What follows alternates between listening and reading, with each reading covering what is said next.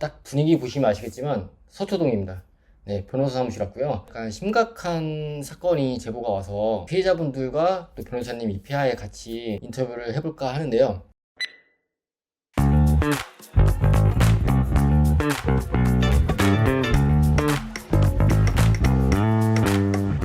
이 영상은 슈퍼츠코프 코리아 요상이어 셀렉샵과 함께합니다. 우선 원장님 저랑 통하신 분이시죠? 네네. 네, 자기소개 한 번만. 네, 저는 경기도 용인에서 1인 제한 미용실을 하는 사람입니다. 네. 그 원장님은 저도 1인샵 2대에서 미대 쪽에서. 네. 변호사님은 지금 서초동의 법무법인 서해율, 예. 네, 김건희 변호사님. 네. 이름이 굉장히 핫하신 변호사입니다. 네, 지금 예. 이번에 사건 담당해주고 계신 분이시고, 제가 지금 자세히 들어보긴 해야 되는데, 지금까지 대략 알기로는 현재 이 사건이 검찰 송치까지 됐다. 예, 그렇죠. 네. 예. 우선은 이 사건에 대한 전반적인 내용이나 이런 것들을 조금 들어봐야 될 것 같은데, 그 원장님께서 한번 설명해 주시겠어요? 처음에 그 헤어쟁이 네이버 카페 글을 보고 웰펌 교육을 무료로 해준다. 근데 다음날 연락을 했더니 카톡으로 초대가 돼서 여러 명이 들어가 있었죠. 거기에 한 80명? 펌에 대한 교육이라든가 그런 거를 이제 하고 실시간으로 사진을 올리면 그거에 맞게끔 코칭을 해주는 그런 뭐 교육을 무료로 한다 그래서 그러면 처음에 그 카톡방 들어가실 때는 뭐 가맹점식으로 입점한 게 아니고, 교육만, 열펌 교육만. 무료로 자기가 은퇴한다는 내용이 있어서 재능 기부하듯이 한다 해준다 이제 연락을 하게 된 거죠. 그럼 그런 식으로 처음엔 교육 목적으로 단톡방에서 교육받고 무료 재능 기부식으로 하다가 그러다가 나중에 가맹을 들어오라고. 이제 세미나, 이제는 자기 지점에 와서 교육비 15만 원 내면 이제 하루 10시에서 12시 시작해서 모델을 그분이 이제 2명 정도 해가지고 사람들 한 20명 모인 다음에 뒤에서 보면서 시술하는 그 세미나를 했었어요. 몇 번 정도. 톡방이 무료였던 거고 세미나를 가서 이제 입금을 하고 세미나를 처음에 받으러 갔죠. 그래서 처음에는 모르고 이제 머리 열펌하는 거 보고 이제 자기가 만든 약 이런 거 쓰고 해가지고 그렇게 세미나가 한 두세 번 있었을 거예요. 그렇게 한 다음에 이제 연락이 어느 날 왔어요. 가맹비 뭐 300에 월 뭐 30이었는데 500에 40만 원으로 이제 앞으로 들어오시는 분은 한다. 그리고 그 40만 원은 블로그비 뭐 그렇게 한다. 갑자기 이제 톡방을 가맹점인 사람들만 자기가 이 톡방 교육을 하겠다 해가지고 가맹을 안 하면은 이 톡방에서 이제 교육을 못 한다. 그래서 이제 저희는 그거 아직 좀 못 배운 것 같기도 하고 그러니까 이거를 해야지만 이 톡방에 뭐 교육을 뭘 할 수 있으니까 고민을 엄청 하고 있었어요. 결국은 이제 간판 추가로 작게 하나 더 달고 네이버 바꾸고 해서 들어가게 된 거죠. 그게 언제쯤이죠? 22년 톡방이 3월쯤에 그랬고요. 5월에 이제 저희가 체인점이 된 거죠. 어느 날 세미나를 이제 헤어 팀만 세미나를 하게 됐는데 이제 참여를 하게 됐어요. 갔는데 거기서 저한테 갑자기 잠깐만 나와봐 그러는 거예요. 둘이 나갔는데 자기가 미용보다 주식을 더 잘한다. 어벙벙하게 그냥 듣기만 했어요. 뭔 소리 하는 거지. 자기가 뭘로 돈 벌 것 같냐. 그 10월까지가 하여튼 찬스래요. 주식 저기가. 그래서 돈 뭐 최소 이제 2배 정도는 벌게 해줄 수 있으니 생각 있으면 바로 입금해라. 처음에는 그냥 별로 안일하게 생각하고 또 나오면서 뭐 또 얘기하다가 보니까 자꾸 그 얘기만 한 거죠. 하루 종일 저녁까지 계속 그 얘기를 한 거예요. 뭐 저기 원장님들 저 안에 있는 원장님들도 보증금 빼가지고 뭐 하다가 까먹어가지고 자기가 다 해줬다. 저 사람들도 지금 다 해주고 있는 상태다 자기가. 어떤 사람은 이거 자기가 해줘서 매장 이번에 뭐 크게 차릴 거다, 확장한다 뭐 이러면서. 그때 당시에 그러면은 그 사실 확인을 다른 분들한테 물어보거나 하거나 하진 않고 혹한 마음에 들어가게 되신 건가요? 그게 저희가 세미나를 거의 달에 한 번, 달에 2번씩 자주 갔었어요. 거의 오프라인 세미나를. 많이 친분감이 많이 몇 달 동안 형성이 된 거죠. 뭐 나도 여기 들어갔기도 했고 뭐 날릴 건 아니겠지 않냐 이런 다 한다고 하는데 많이들 보면은 그렇게 많이들 생각한 있고. 거죠. 그러니까 이거를 관리해 준다고 생각한 거죠. 막 이렇게 미용실 확장을 위해서 이렇게 해주는구나라고 생각한 거죠. 그리고 빨리 끝난다 했었어요. 한 3개월. 그러니까 7월쯤 하면은 10월 안에 시간이 없다. 짧게. 찬스다. 그러니까 짧게. 자기는 이 10월 달까지만 하고 11월 달부터는 일할 거니까 요 잠깐 찬스다. 막 그걸 얘기 많이 강조를 많이 했죠. 그 당시 처음에 얼마씩 들어가셨었나요? 저는 1,000만 원. 처음에는 300 넣었다가 700을 더 넣어서 1,000만 원이 됐었고. 저 같은 경우는 좀 몇 차례 나눠서 7,500, 8,000 정도. 그러면 피해자분들 중에서 가장 높은 금액이 얼마죠? 제가 알기로는 2억 정도? 가까이 되는 걸로 알고 있습니다. 2억 가까이. 지금 총 몇 분이시죠, 피해자분이?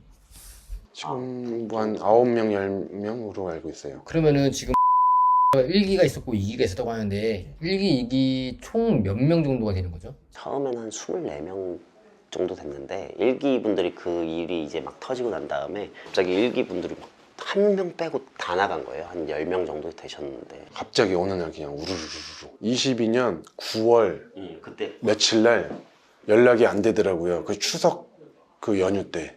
그리고 추석 연휴가 끝나니까 이제 연락이 왔어요. 모든 게 뭐 다 잘못됐다. 뭐 자기가 실수해서 뭐 100몇 억이야, 50몇 억이야. 하여튼 몇십억 하여튼 날렸다 그러면서 뭐 다 죽는 소리로 그렇게 하더라고요. 그때 이제 여기저기 전화해가지고 네 돈은 뭐 어떻게든 해줄 거고 뭐 이자까지 얹어서 줄 거고 자기 그런 사람 아니니까 믿고 기다려라. 뭐 이게 막 이렇게 된 거죠 계속.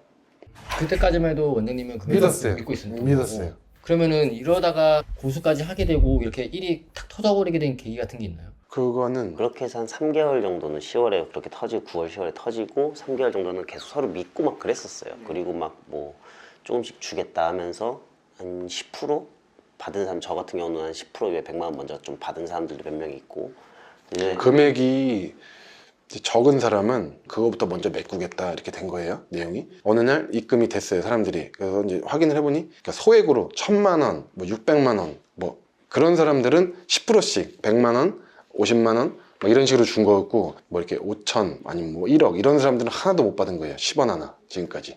어떻게 된 거냐? 5월 달에 준대요. 근데 갑자기 5월 며칠 날 되더니 또 7월 며칠 얘기하더라고요. 이제 그때부터는 이제 환장한 거죠, 제가. 이게 투자 사기 피의자들 전형적인 특징인데 다음에 주겠다.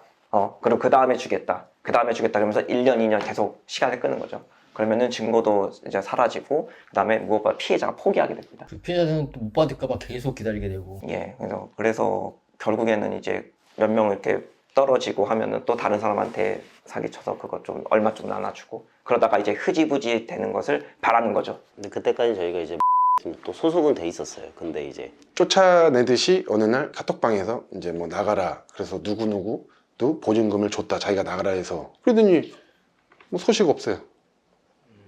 그 보증금에 대한 거는. 그럼 지금 보증금도 못 받으신 거고 그렇죠? 피해 금액도 못 받으신 거고. 네. 그러면은 그 변호사님 지금 총 몇 분이 접수가 되고 피해 금액이나 이런 것들이 어떻게 된 거죠? 고소인은 사실 피해자는 제가 볼 때 9명에서 10명 정도 되는 것 같고요. 근데 실제로 고소에 들어가신 분은 지금 총 6명 있으십니다. 그리고 총 피해액은 2억 7천 정도 되는 거죠. 6분이. 예, 6분. 그리고 따른 것까지 하면은 거의 한 5억 정도까지도. 동해에 있는 그분은 이제 이 사람들 다 당하고 막판에 자기한테 거기에서 덜 받은 거예요. 그러니까 이제 돌려막기 한 거네. 새로 또 받아서 아까 뭐 몇십만씩 백만씩 줬다는 것도 이렇게 받아 돌려 펀지 사기 같은 거죠. 예. 그럼 지금 이게 어쨌든 검찰 송치까지 되고 고소가 들어간 상태잖아요. 예. 그럼 이게 법적으로 만약에 해석하고 이게 진행 상황을 예상한다 하면 어떤 식으로 진행이 될까요? 이건 전형적인 투자금 사기고요. 아마 무조건 기소가 될 겁니다. 증거도 거의 명백하고요. 만약 이 피고인이 얼마나 변제를 하냐에 따라서 다를 것 같은데 한 푼도 변제를 않고 지금 이 상태로 끝난다면 징역 1년 정도를 예상하고 있습니다. 그러고 나오면은 나머지 이제 민사도 진행해야 되나요? 민사로 진행해야죠. 예. 와. 근데 그분이 모든 명의나 돈 같은 거는 자기 와이프 명의로 다 했어요. 입금 내역도 다 와이프, 김 와이프, 사업자도 그렇고 모든 뭐 교육비, 재료비, 입금 받는 거 다 김 계좌. 뭐 주식만 자기 걸로 했고 돈이 하나도 없는 것처럼 돼 있는 거죠. 무조건. 지금 얘기 들어봤을 때는 주식 계좌 같은 경우에는 자기 명의로 돌리고 나머지 다른 뭐 매장이든 이런 블로그비 이런 가맹비는 와이프 이름으로 돌렸다고 하잖아요. 그거를 어떻게 연결시켜서 같이 묶어서 그 사람의 걸로 이렇게 할 수는 없는 거예요. 법적으로 그렇게는 힘들어요. 왜냐면 저희 법제는 부부 별산제를 채택하고 있기 때문에 엄연히 그 사람 피의자와 피의자의 부인은 별개의 인격체거든요. 그러면은 그 보증금 들어간 그런 금액들 같은 경우에는 어떻게 그 부분은 이제 같이 연관해서 그 피의자의 부부 계좌 연관해서 처리하고 하고 할 수가 있습니다. 있는데 만약에 지금 새로 오픈한 미용실의 금액이 와이프 명의라고 한다면 그걸 어떻게 뺄 수는 없다. 그렇죠. 근데 항상 계속 와이프 걸로 했었기 때문에 자기 딸도 같이 하거든요. 자기 친딸도 같이 미용하는 편이라서 아마 같이 그렇게 명의는 그렇게 돌리지 않을까. 그 주식 관련된 문제가 터지고 나서 그 다음부터도 뭐 세미나든 모여서 교육도 하고 막 이런 식으로 계속 네, 다른 팀으로 가는 거죠. 지금도 하고 있나요? 예, 계속 하고 있어요. 이분이 2021년부터 계속 똑같은 방식으로 원장님들 돈을 지금 같이 하고 있거든요. 근데 지금 2023년에도 또 새로운 멤버를 모아서 또 비슷한 행위를 한다고 제가 또 들었어요. 네. 그래서 언제까지 계속 피해자가 양상될지 모르는 상황이거든요. 약간 공익적인 차원에서 인터뷰에 응하게 됐고. 아, 만약에 뭐 이번 형사 고소가 마무리가 되고 뭐 징역 갔다 오고 한다고 해도 그 다음에 또 할 수도 있는 거고. 그렇죠. 지금 피해자들이 2023년에도 또 계속 새롭게 발생을 하고 있어요. 1년 뭐 그 정도면 또 나온다고 하고 하면은 그때부터도 어쨌든 피해금 보전을 못 받는 상태가 되는데 저한테 제보하시고 원하시는 바가 어떤 거였던 거죠?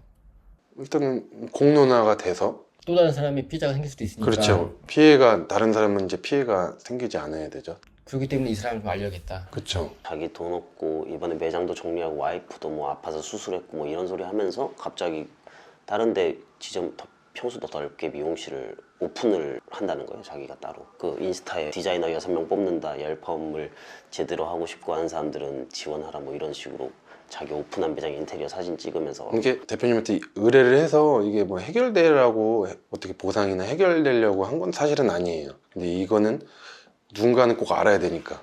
어쨌든 계속 현재 진행 중인 거네요. 그래서 뭔가 좀 우리가 제재를 가할 수 있는 부분은 확실히 가하긴 해야겠네요. 예. 일단은 좀 망했으면 좋겠어요. 근데 피해자 입장에서는 그런 마음이 들 수밖에 없죠. 변호사님이 볼 때 이 사건이 진행되면서 예.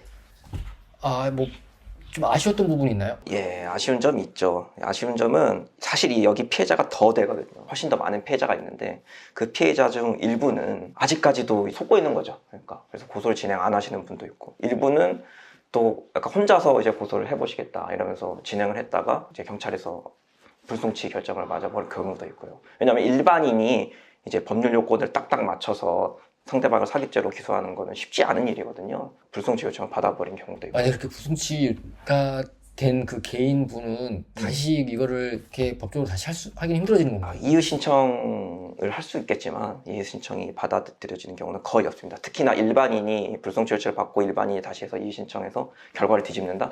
거의 없다고 보면 됩니다. 예. 너무 안타까운 사연이죠. 예. 그리고 제가 알기로 피해자 중에 돌아가신 분도 있다고 제가 피해자분들 중에 정신과 치료 받으신 분들도 있고요. 미용실 이렇게 접고 다른 일을 하셔서 정말 어렵게 생활하시는 분도 있고요. 정말 보면은 정말 저도 그 고소 대리인으로 진행하지만 정말 화가 나는 사건입니다. 예. 그 팀원분들이 거의 1인샵에 그 영세하게 하시는 분들이 대다수 주시는 그렇죠. 거죠. 예, 그런 셈이죠. 그런 분들한테서 막 억 단위로 뜯어가고 있다는 거잖아요, 지금. 거기 팀 애초에 있는 분들 거의 다가 80%가 1인샵이에요. 거기 체인점 그러니까 뭔가 목마름에 있으니까 뭔가 그 멘토링 받고 할 수 있는 사람 찾아서 따라간 거잖아요. 저도 오픈하고 막 교육 받을 때도 없고 이러니까 많이 찾아보고 하니까 우선은 저 같은 경우에는 최대한 공론화시켜서 미용한 사람들이 이 사람을 알고 추후에 나중에도 이런 일을 벌일 수 없게끔 하는데 조금 협조할 생각이고요. 그리고 변호사님이나 이제 법적으로 뭔가 해결을 한 다음에도 해결이 끝난 다음에 또 이 짓을 벌일 수가 있잖아요. 그때 가서 다시 한번 또 다뤄서 이 사람을 꾸준히 계속해서 상기시키는 방향으로 제가 움직여 드리도록 할게요. 지금은 제가 할 수 있는 거는 이 정도뿐인 것 같고 지금 우선은 변호사님이 열심히 하셔서 최대한 끌어내 주시는 게 맞는 것 같아요. 이 사람이 만약에 매장을 오픈하고 플레이스 등록하면은 거기에도 제 블로그로 이 사람 그거를 해놓을 생각이거든요. 예, 그러니까 오픈했다, 플레이스에 등록됐다 이런 것들이 있으면 저한테도 좀 알려주세요. 그럼 이 사람이 처음에 알게 된 게 헤어쟁이 카페였잖아요. 그 글, 광고 글 같은 네. 그 글. 지금도 이 사람이 헤어쟁이에서 아니에요. 그 헤어쟁이는 올렸다가 지워요. 그 관리자 그분이 맨날 그 자기 글은 지운대요. 자기 거는 항상 지운대요. 자기가 올리면 항상 지우고 막 이렇게 많이 얘기했었어요. 헤어쟁이는 자기가 뭐만 하면 지운다고. 막 자기 약간 시기 질투한다. 내가 여기 헤어쟁이에서 뭐 제대로 하면은 지금 교육 있는 사람들 다 내 밑이다 이런 식으로. 뭔가 이 사람도 약간 인간 승리한 정신 상태 김 원장이랑 비슷하네요. 옛날에 좀 넘어섰죠. 이 사람은 아예 자기가 그냥 이 업계에서 저 머리 꼭대기에 올라가 있는 줄 알고 있는 거죠. 이 한는 아예.